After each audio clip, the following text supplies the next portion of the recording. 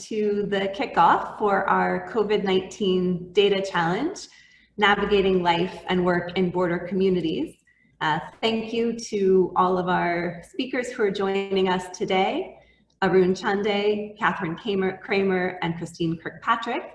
And thank you also to all of the universities that are collaborators on this project, UABC, COLEF, the University of Arizona, UTEP, New Mexico State University, UTSA, and UC San Diego. Next slide, please. Today, what we'll be going over is the Border Solutions Alliance and the West Big Data Innovation Hub, the two organizations who are organizing this data challenge. We'll then talk about some of the example projects that we have for you to give you a sense of the kinds of submissions that we're looking for in the data challenge. And then we'll also hear from Arun Chande, who's going to provide us an overview of the COVID-19 event risk assessment planning tool that was developed at Georgia Tech. We'll then talk about all the nuts and bolts, ins and outs of our data challenge, and give you an opportunity to ask any questions that you have about how the data challenge itself will work. Next slide, please.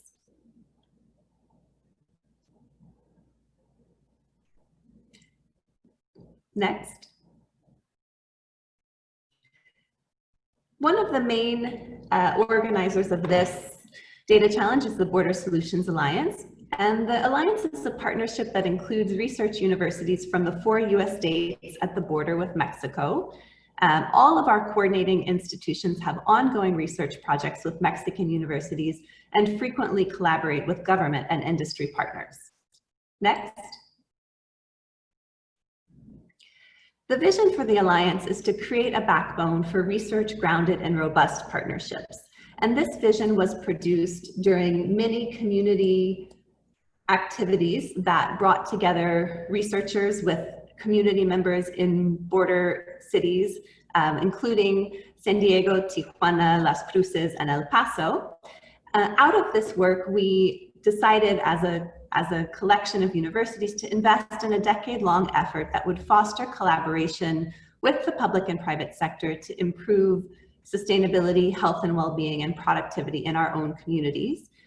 And we believe that we can best do this by bringing together researchers from our states that border Mexico with our Mexican counterparts to engage in public impact research. And we envision that this research will focus on the kinds of research questions that are grounded in daily challenges faced by service providers, practitioners, and policymakers in our communities. Through all this work, we emphasize data-driven research in science, medicine, and engineering, as well as data science-focused education and workforce development. Next. Of course, at the moment, in the near term, COVID-19 is an important driver of the focus of our work. And the new reality of COVID-19 in our communities has meant that we have looked for new avenues to find ways to support healthy communities where we live. The first way that we'll do this is through data challenges. This is our first of many data challenges, and we will focus primarily on understanding risk levels in real time for different situations and communicating them to the public.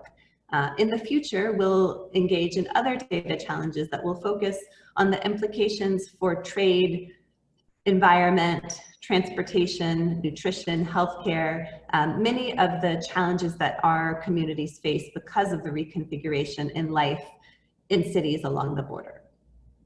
Next. With that, I'd like to turn the floor over to Christine Kirkpatrick from the West Big Data Innovation Hub. Thanks, Melissa. Hi, good morning, everyone. And I am going to do my best to be respectful to our translator, Mariana. So I will try and speak slowly and clearly, but we're really excited to have this being webcast to you in both English and Spanish today. So next slide, please. So first of all, this challenge is co-sponsored by the West Big Data Hub. Well, what is that? So we exist to do 4 basic things. We build and strengthen partnerships between multiple sectors, so not just research universities, but also nonprofits, industry, and government. We have a big focus on, of course, scientific challenges, but also things that can improve the lives of people in our society.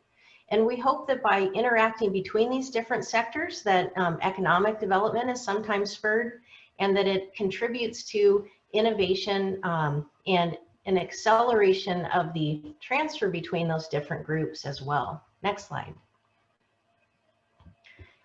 There are 4 big data hubs in the US, all sponsored by the National Science Foundation.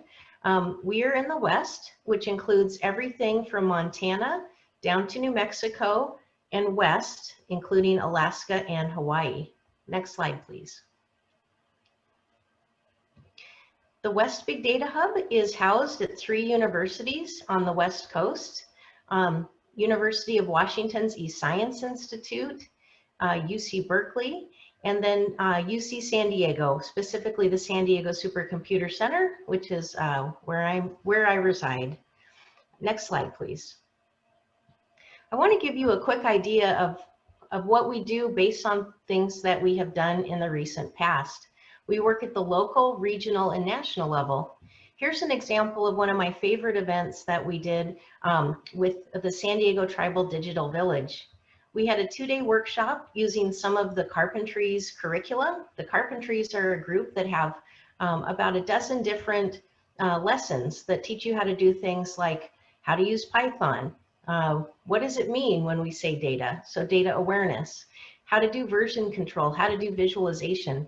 And we did this all just using Chromebooks, so not fancy computers, certainly not supercomputers, using Microsoft's Jupyter Notebook platform. And if you'd like to read more about it, you can view the story about Xian Alam at this link.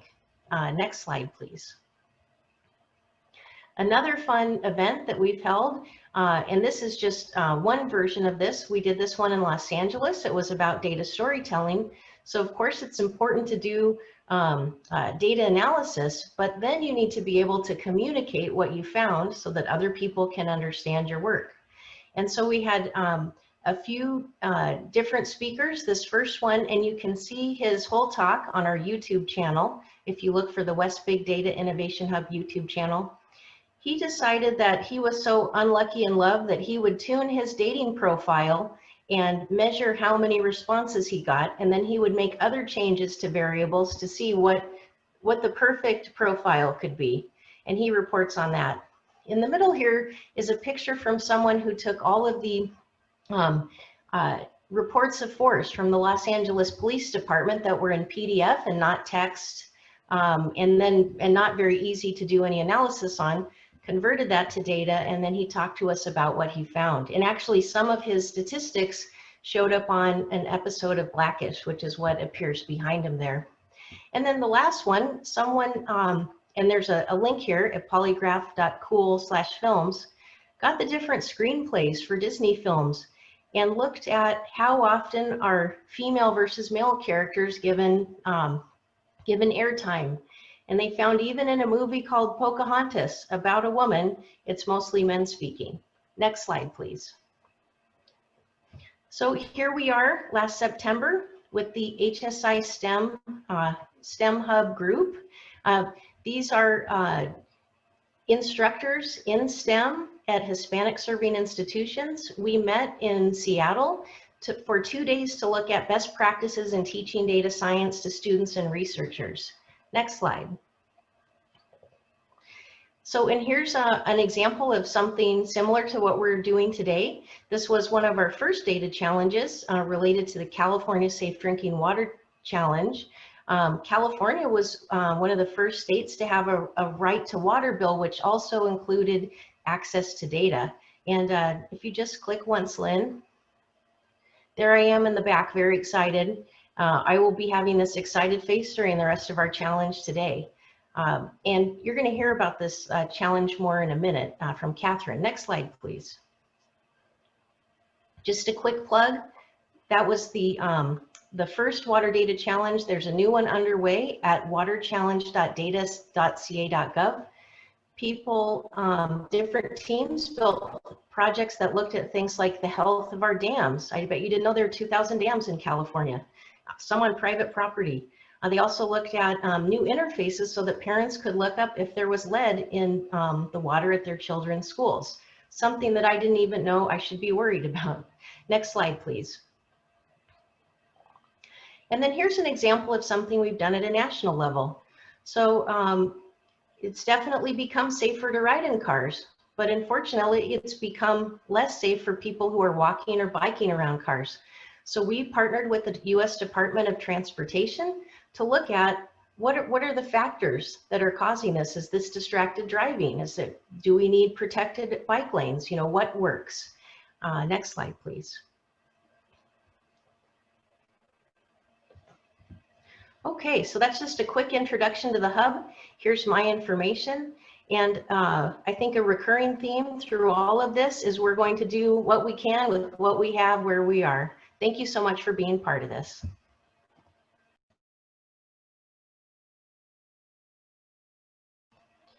And let me turn it back over to Melissa. Thank you, Christine. I'd like to give the floor to Catherine now.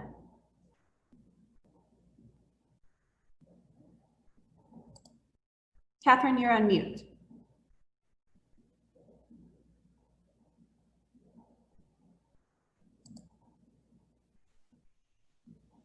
Okay, can you hear me? Good. Thank you, and thanks Christine and Melissa. And as Christine mentioned, there are 4 hubs, big data hubs in the US, and while my home base hub is the Northeast hub based at Columbia University, I've worked with all 4 hubs, and I'm really excited and happy to be working with the West Hub on this big data challenge. So you'll see a couple of slides that are more East Coast based, and that's why. So I just want to talk for a second about kinds of projects that will be involved, that you'll be making for this challenge. There's no specific format for project submissions. For example, your team could build an app, you could build a website, you could create a dashboard, make a poster or a video that uses data storytelling, or propose a pilot project to gather new data. And Christine was just showing some examples of those kinds of projects. But your submission, your project must meet 2 requirements. 1, it must support a data-driven decision-making in border communities. And 2, it must focus on assessing risk levels related to a particular sphere of life, such as travel, school and work, congregate settings, leisure activities, retail, and services. And I know on the Data Challenge website, there's more detail on those spheres of life and how we're defining them. If I could see the next slide, please. So I just wanted to show you a few other kinds of examples of different projects that people have done. So this is from Lexington, Massachusetts. And this is an interactive map of a couple of different data sets in order to achieve their map. And it is interactive, so you can zoom in and out. You can click on each dot and find out information about that location. Next slide, please. This is the mask map, which they call themselves the Yelp of mask wearing. And just like Yelp restaurant reviews, this is a place where people can enter information about a particular place, whether it's in San Diego or Long Beach or wherever it is. You fill out a little review form. Are most people wearing masks? Are most people not?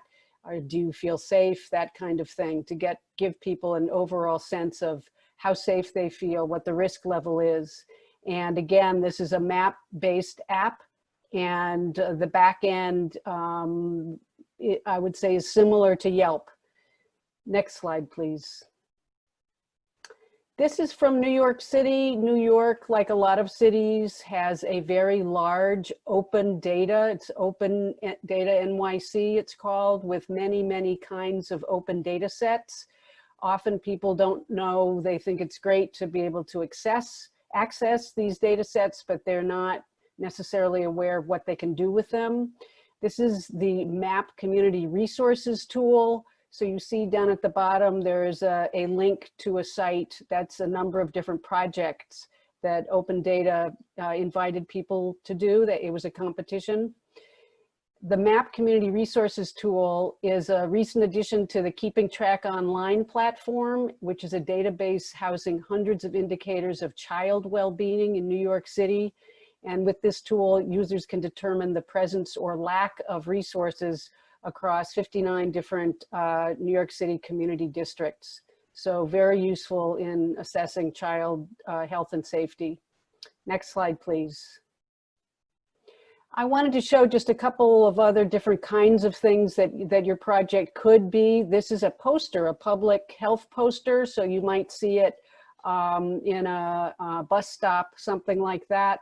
Lowering your risk of COVID-19. So it has these very simple, easy to read graphics, lower risk, higher risk, as far as the size of the group of people, whether you're inside or outside, far apart or close together, and how much time you're with each other's. And this may seem very simplistic, but when you think about it, a lot of different kinds of data had to go into coming to those conclusions about which is safer and less safe. And again, that's a poster. Next slide, please. This is a video, well, it's a screenshot of a video. Remember back at the very beginning of the pandemic when Flatten the Curve was on everybody's mind and what everybody was talking about. And it's a video describing what that means statistically, but also how those where the statistics come from and how they're used in order to create something that you might call flattening the curve. So you could make a video that would be very useful. Next, please. And my last slide here, I also wanted to just call out two of your West Hub projects. One of them is from the 2019 Water Challenge. Those are the winners you see there, and there's the, again, the link for online. And the other is a project that the West Hub did with the census, and census data is very, very useful in building these kinds of apps and tools. And they are in the midst of doing a really fantastic project with the census. The West Hub is doing this project called Let's Make It Count. And I encourage you to take a look at both of those. So those are some kinds of examples of projects you could do. There's many others. And at this point, I want to introduce Arun Chande, who's going to tell you more about this really fantastic tool that was built at Georgia Tech. I'm going to read a little bit from Josh White, who was the lead on the COVID-19 event risk assessment planning tool. And what he had to say is, Dr. Chande is the lead developer, and without him, the site would simply not exist, and it would be unable to have scaled up to accommodate over 2 million visitors since July. He's a recent graduate with a PhD in bioinformatics at Georgia Tech and is now working in industry. And hence, he is ideally positioned to talk about the site, but also serve as an early career example of how to leverage software engineering training and analytical skills in a PhD to serve the broader community. And he will be the lead author on a paper coming out soon about the website. Dr. Chande is a bioinformatics software developer at Seattle Genetics and a scientific advisor at Applied Bioinformatics Laboratory. At Seattle Genetics, he develops software and pipelines to enable data-driven development of next-generation cancer therapeutics. And at Applied Bioinformatics Lab, he develops, oh, right, same place. No, sorry, at Applied Bioinformatics Lab, he develops bioinformatics methods for public health pathogen surveillance, metagenomics, and industry research. So at this point, I would like to introduce Dr. Chande.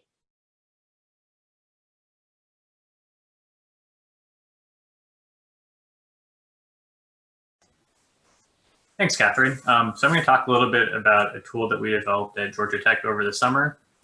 I floated around Twitter, and it's maybe my best showcase of something that I did as an academic that people actually cared about. So next slide, please.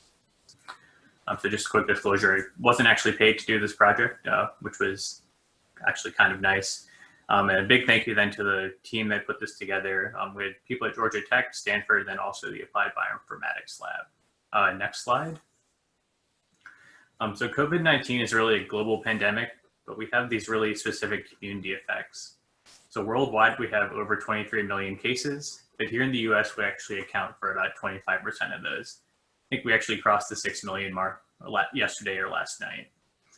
There's pretty substantial regional variability though in our case counts. So if we look at like New York City or like the Southeast where I used to be based, there's actually quite a lot of COVID-19 per capita.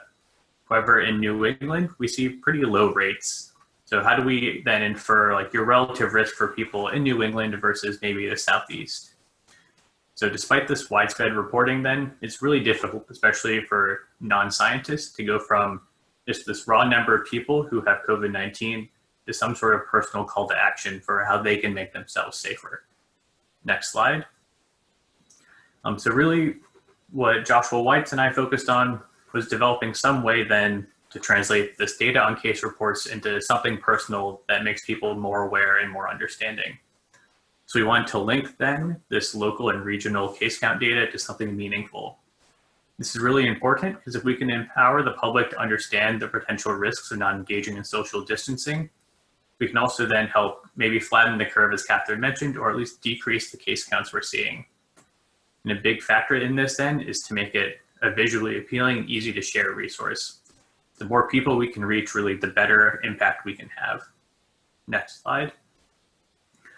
So actually all really started with a tweet that Joshua Weitz sent out in about March of 2020. So somewhat surprisingly, we actually saw a lot of traction with this tweet. And in it, we saw this image that you see here on the right, where it's estimating your risk of at least one individual having COVID-19 at an event of a given size. We chose events that were relatable, like a dinner party or wedding reception, all the way up to a soccer match. And Joshua released a couple updates to this image on Twitter, but it's not really a sustainable solution to have him sit at home and reproduce graphs on a daily basis. Next slide. So really, I took this concept that he came up with and developed an application then that could be used by anybody. So I chose the R Shiny web development framework. R is a really great language for data science. And then Shiny makes it very easy and straightforward to go from, say, an R code notebook directly into a website. Joshua works primarily in MATLAB, so there was some translation of MATLAB code to R, but I was able to deliver the minimum viable product, or MVP, for the application in less than 12 hours. So he emailed me at, I think, like 1 p.m. in the afternoon. I had a working prototype for him by that evening. And then 2 days later, we were able to publicly release the application. Next slide. So this brought us to the COVID-19 risk assessment planning tool. Next slide. And this is really trying to answer a very specific, very important question. What is the chance that at least one person will be COVID-19 positive at an event of a given size? So this is really important because it helps you judge whether or not you should attend something. Small gatherings might be okay, but larger gatherings are probably not. Next slide. So this tool really allows you to explore county level risk. So we have risk data that's being collated by the New York Times. We then give you the option to essentially pan around a map, zoom in, and look at what your risk would be for events of different sizes. You can adjust for ascertainment bias, and we update these maps daily. Next. We also provide a number of graphs that are either produced interactively or pre-computed, also on a daily basis. So you can see how your state stacks up to the rest of the US. So states with low per capita case counts, those are the states that are in the upper two lines, life can really return to some sort of normalcy. However, those states with really high per capita case counts, so those bottom two lines, gatherings really of any size are worrisome. Even down to 5 people, there's a 50% chance that an individual may be COVID-19 positive. Next. This site was actually really interesting for us because we saw a really great widespread interest across the US for our tool. So since July when we released it, we've served over 10 million predictions. to 2.5 million people, or 2.5 million visits, and then about 1.5 million unique users. And then at our peak, we were serving about 10,000 concurrent users. So 10,000 people were trying to use our application at once, which presents a unique challenge, especially for us as academics. Most of the stuff that we do, maybe we're lucky if 20 people look at it during the year. This was a really nice experience for all of us. Next. A big part of getting this tool out to people, though, was social media outreach. So we built a companion Twitter application, and we tweet out daily estimates of risk from this @COVID-19 Risk USA account. Then all the scientists that were involved in this project, so Joshua Weitz at Georgia Tech, Mallory Harris at Stanford, then Cleo and myself both at Georgia Tech, we all did social media outreach. So essentially we answered people's questions on Twitter as they came in. We made sure that people understood what we could predict and what we couldn't.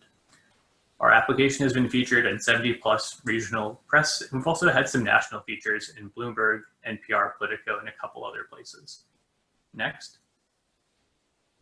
I will note that there were some substantial growing pains with this application. So I love the R-Shiny development framework. It's really good for rapid development. It doesn't scale particularly well, and we're academics, so we're cheap. So we like to use the open source Shiny server. It can only really support, though, 100 people. So because of this, we had to come up with some creative, we'll say, workarounds to this limitation. So next. So instead of scaling up, which would be getting a bigger server, we instead scale out. So we moved as many of the interactive and just-in-time data processing things to be pre-generated static assets wherever possible. So now instead of recomputing everything when a new user comes by, we can serve something that we already know the answer to. We also containerized our application and put it behind a load balancer. And this let us then increase the number of containers and bring more servers into the mix. So before, where we could only support maybe 100 people, we actually were able to support 10,000 individuals interacting with our website at once. Next. So just some parting thoughts if you're doing application or web development. Estimates and warnings based on abstract ideas tend to be pretty hard for people, especially, well, even scientists to understand. So giving a concrete, meaningful number, like a dinner party or something else they can relate to, is very powerful. And again, interactive graphics and being able to explore the data itself is very powerful because it gives people confidence in what you're presenting. And finally, don't overpromise on what you're able to do. We ran into this a lot on social media, where people were trying to maybe draw conclusions from the estimates we're providing that aren't actually supported by what we were able to predict. And those mistakes and improper conclusions then are really easy to amplify. So you want to make sure that you're very specific about what you can and cannot do with the data you're presenting. Next. So that's really the end of my talk. Just as a reminder, you guys can follow us on Twitter. We tweet out daily plots. Obviously visit our website, and my contact information is there. Thank you very much, Arun. This is a fantastic example of an app that I know many people could use to make important decisions for their family. Next slide, please. I'd like to dig in now to our data challenge. I just want to remind everyone that you can listen along either in English or in Spanish by clicking on the interpretation channel to toggle back and forth between the two languages. I also want to mention that we will have the recording of this available, and we'll also have the PowerPoint available, as well as an FAQ that goes over all of these details at length on our website. So you can come back to this information, and you can also ask questions in the Q&A feature in the Zoom, as well as at the end of the presentation, we'll have time for people to raise their hand and ask any questions that they have as well. Our challenge focuses on how life and work can continue while researchers look for a vaccine and while public health officials put things into place to help keep us safe. And the question that we're asking participants to answer is, how can we confidently and transparently decide what is safe? How can we use existing data or gather new data to analyze and assess the risks of activities in different spheres of life so that we can effectively direct resources and interventions. And specifically, we want proposals and project submissions to address how we can better understand risk levels in real time for different situations and communicate them to the public. I want to underscore again that there's no specific format for project submissions. I know that a lot of the examples that we've shared this morning have required somewhat in-depth knowledge of data sources, of statistics, of programming. It's not necessary that submissions demonstrate that technical level of ability. What we want is submissions that meet two basic requirements: that you can make better decisions based on data, and that you can assess risk levels related to a particular sphere of life. Next slide, please. Catherine already went over what we mean by specific spheres of life. This list is not meant to be, this list is not meant to limit you to what you can focus on. It's just meant to be food for thought. So some of the kinds of parts of life, places that we have in mind are travel, school and work, leisure, retail, services, congregate settings. So you could submit a project submission that is specific to work in factories, or that is specific to childcare, or that is specific to our border crossings, which, as you all know, have been quite a flashpoint for all of the limitations during COVID-19.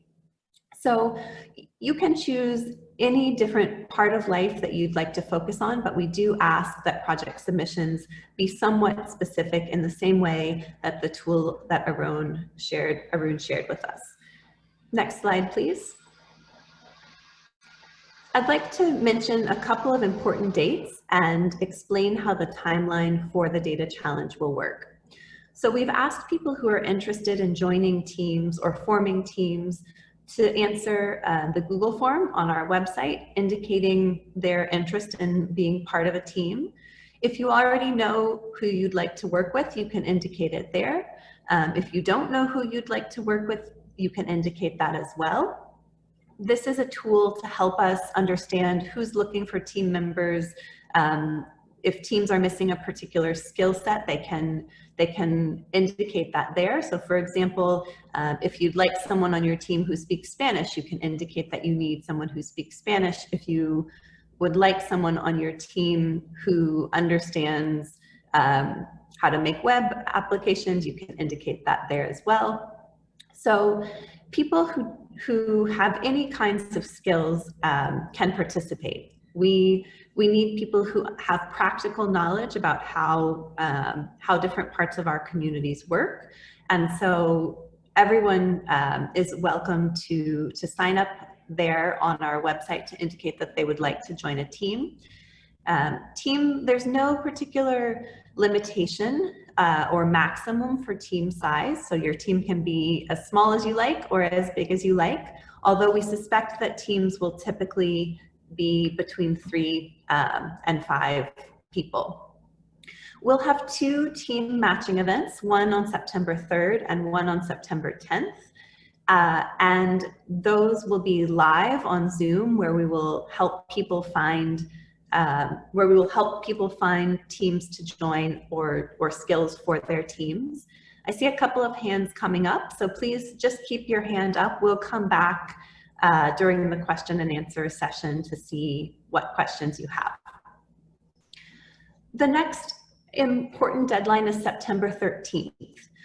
So by September 13th, you have to have a title for your project and you have to have defined all of your team members. So that's the date by which you have to specify to us who is on your team. And teams will be submitting a very brief project info sheet on that date, saying the name of their project and the people participating in their project. And that is that info sheet is what we'll use to schedule people for the pitch competition. So project submissions are due on September 27th by the end of the day at 10 p.m. And then teams will have an opportunity to present their projects live on September 29th to our judges. As we mentioned before, project submissions can be in any kind of format. So if you would like to develop an app, but you don't have enough time to do so, you can certainly simply have a prototype of the app. Your project submission can be a poster, it can be a Word document, it can be a website. So your project submission can take any format that you'd like, and then you'll have time to present it live to our judges during the pitch competition. Next slide, please. Our website is going to be the best place to look for support. Starting Monday, August 31st, we'll have a number of suggested data sets there, both Mexican data, US data, and cross-border data. You can use additional data sources, or you can have project submissions that suggest data that you would like to see gathered to make better decisions. But these data sets will be a starting point for you. So for people who might be less familiar with data in the US, you could look here. Similarly, if you understand US data, but you don't know much about Mexican data, this will be a good source for you as well. We'll also have lightning talks, and lightning talks will be 15-minute talks with experts, followed by 10 minutes for questions and answers.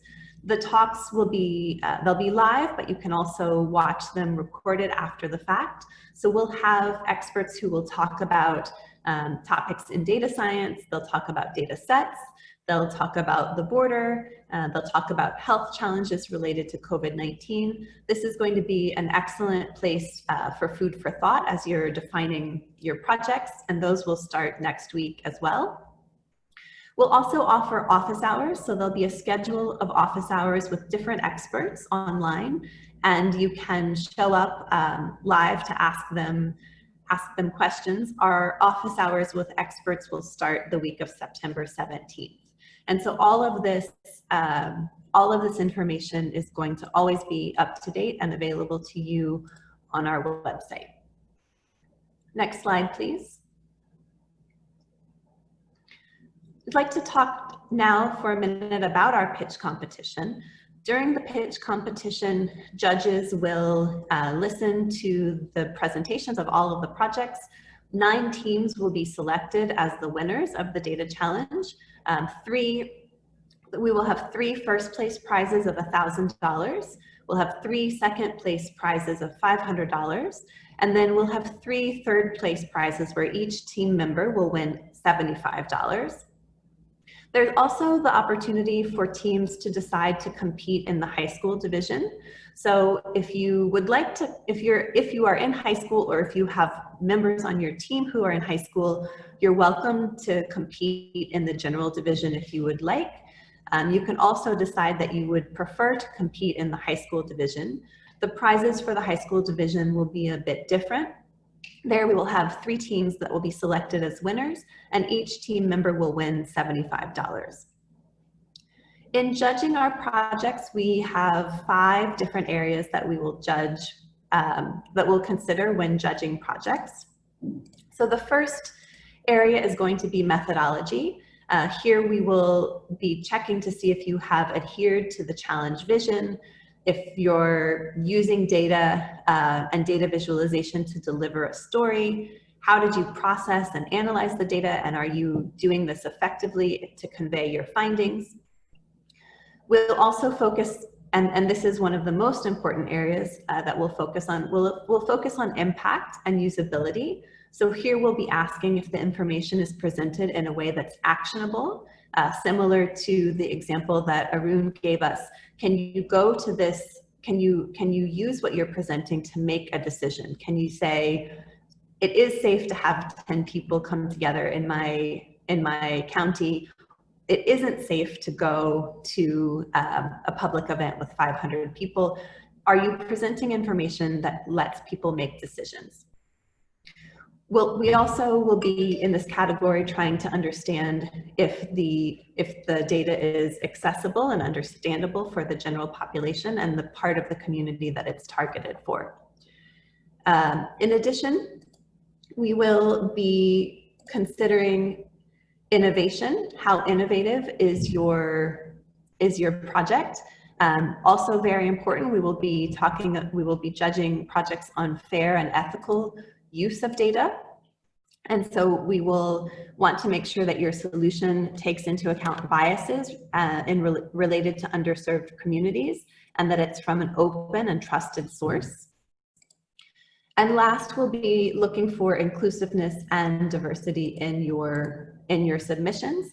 So here we want to make sure that we're representing diverse views across gender, ethnicity, and that the solution provides insights that factor in demographic variables and relationships to risk. Next slide, please. That concludes the overview of our data challenge. Many of the questions and answers have been asked and answered in the Q&A format at the bottom of the Zoom screen.